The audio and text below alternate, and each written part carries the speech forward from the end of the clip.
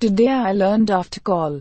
Shaw died in battle. Confederates buried him in a mass grave as an insult for leading black soldiers. Union troops tried to recover his body, but his father sent a letter saying we would not have his body removed from where it lies, surrounded by his brave and devoted soldiers. Glory is a great movie about this. The Confederates thought it was an insult for Call Shaw to be buried with black soldiers. Shaw's family were hardcore abolitionists. Leaving Call Shaw with his men was his parents' way of honoring him and his soldiers. I am 30. Call Shaw was 25 years old when he died, leading a direct, suicidal assault on a Confederate fort, which was never captured during the war. I cannot imagine leading a regiment into battle at that age. His papers are in a university somewhere in Massachusetts. I believe the papers are worth the read. Very interesting guy. Glory was a great movie, which depicted this act at the very end. But we'll never be truly free until those in bondage have the same rights as you and me. You and I, do or die. Wait till I sally in on a stallion with the 1st Black Battalion. Today I learned that in 1916 there was a proposed amendment to the US Constitution that would put all acts of war to a national vote, and anyone voting yes would have to register as a volunteer for service in the United States Army. 'Tis merely a skirmish, no vote needed. The thing is, there's been over 11,000 proposed changes to the Constitution since it's been around. Only 17 of these have been passed, not including the original 10. Plus, if this did pass Congress, it would still have a long way for it to become law. Either 2/3 or 3/4 of states need to pass it as well. Don't remember the number off the top of my head. The way the Constitution is set up is so that there can be no radical changes to our country. I don't believe that if this did pass it would have meet the other requirements as well. Forward, he cried from the rear, as the front rank died, us and them Pink Floyd. Does this mean older people would have no say? Today I learned of Dr. Donald Hopkins. He helped eradicate smallpox, and is on the verge of killing another disease. He's taken guinea worm disease down from 3.5 million cases a year to just 28 cases last year.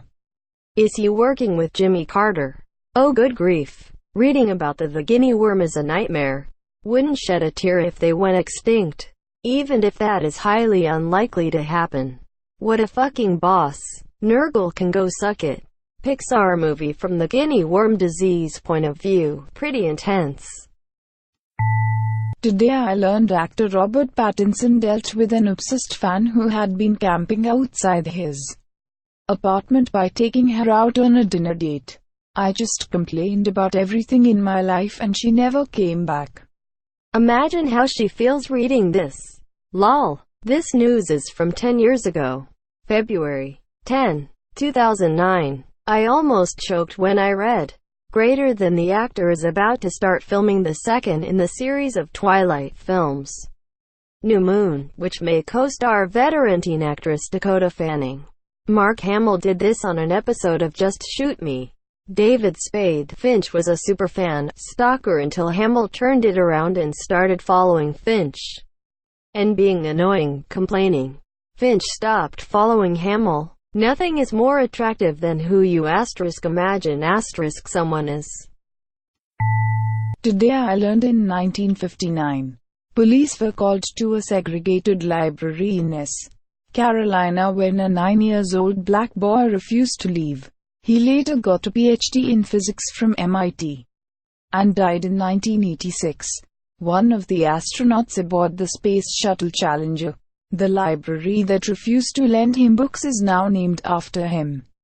If my library had turned me away as a 9-year-old, I really don't think I'd be here today. It was always a safe place for me to go. As a sad kid, stressed teenager, unemployed adult, libraries save lives. People forget that this shit happened all the time. It's amazing that he was able to rise above all that and become who he was. This guy is the reason I was able to finish college and go on to a PhD program. Edit. Wow. I hadn't realized that there were so many of us, let alone so many that are also on Reddit. If anyone feels obliged, I would like to hear what people are doing now with their degrees. Maybe y'all can give me an idea about what I should do when I finally graduate. He also has a federal program named after him to help doctoral students that are first-gen college, or of a similar hardship. Today I learned that millennial dads are spending 3 times as much time with their kids than their fathers spent with them. Back in 1982, 43% of fathers admitted they'd never changed a diaper. Today, that number is down to about 3%.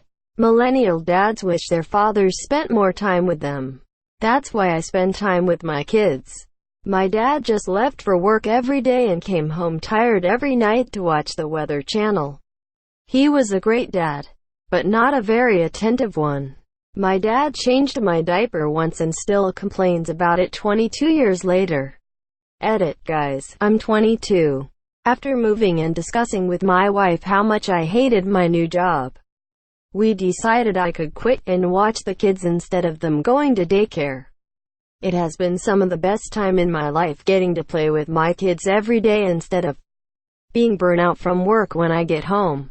It's an opportunity I thank my wife for as often as I can because my father was always on business trips and always tired. My Phil is a great guy but would often call me Mr. Mom when he saw me giving our first kid, his first grandkid, a bottle. Despite having 3 kids, he had never changed a diaper either. He would never admit it, but I think he feels a little embarrassed by his lack of baby knowledge to be honest. He just done what was the norm when he was younger, but I think after seeing me with my kids he kinda thought, oh, I could have done that too. Today I learned a Japanese company has awarded its non-smoking employees 6 extra vacation days to compensate for the smokers' smoke breaks.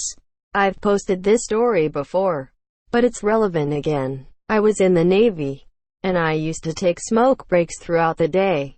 One time, I found my buddy, a non-smoker, hidden away on the chaff deck, kicked back in a lawn chair, basking in the sun. He said he took an hour a day to chill outside since all of the smokers did.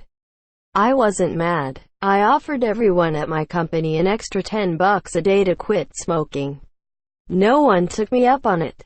This is huge. Smoking forms a massive part of the daily routine for many of the people I met in Japan. Once, I was told off by my boss for wanting to drink a beer at a sushi place in Osaka. It ruins the flavor, he cried, then proceeded to smoke about 20 cigarettes during the course of the meal. That's 9 minutes a day, 52 weeks, 6 days a week. I easily spend at least 9 minutes a day smoking. So that seems pretty fair. Even if it's not truly fair, the perception that the company is trying to be fair is the most important thing. Today I learned when the Nazis burnt Sigmund Freud's books, he said, "What progress we are making. In the Middle Ages they would have burnt me. Now, they are content with burning my books." However, he might not have escaped without the help of Ernest Jones, the leader of the International Psychoanalytical Association, expediting the 17 work permits he needed to get into London, or funds of Princess Marie Bonaparte to get him out of Germany. I see he's a glass-half-full kinda guy. They weren't content with just that. He was actually on the Nazis' kill-on-sight list for if they occupied the UK. Little did they know by the time the Nazis got around to writing that list he was already dead. But still, he kinda counted his chickens before they were hatched there.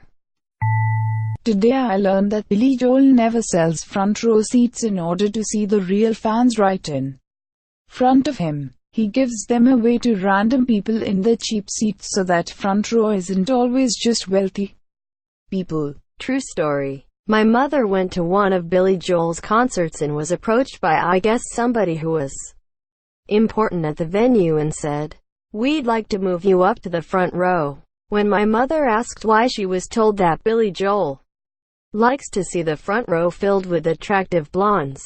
My wife and I saw him and Elton John for their face-to-face series. Our seats were behind and above the stage because they were cheaper. Weird but totally worth it.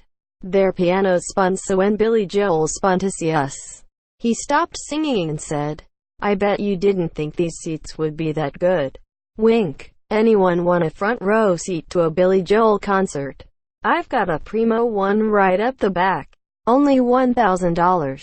My mom went to see him and Elton John in Montreal a few years back with her two friends. They were in the nosebleeds, and just before the show started a security guard came up to them and offered free front row seats. She was so ecstatic. Don't think my mom ever had such a good time at a concert. What a classy dude.